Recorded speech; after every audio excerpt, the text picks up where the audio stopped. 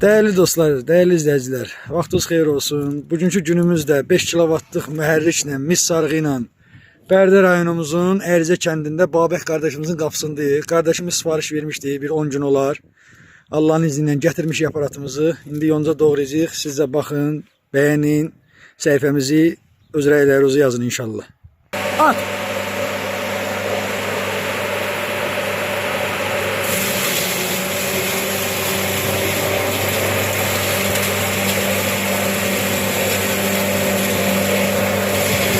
İçinden gözle çıkarsın sonrası.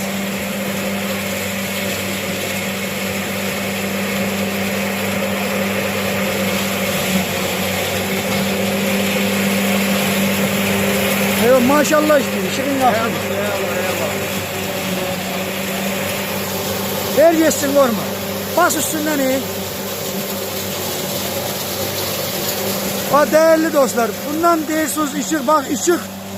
Kardeşin kapısında süperdi, öz adlı kabel çektirip yani bu 5-10'da 5 çok güzel işleyir.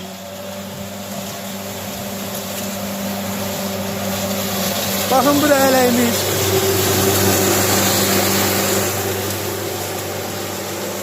İzlediğiniz için teşekkürler. Sağ olun, var olun. Ve ileride öz fikirlerinizi bildirmeyi unutmayın inşallah. Çok sağ olun.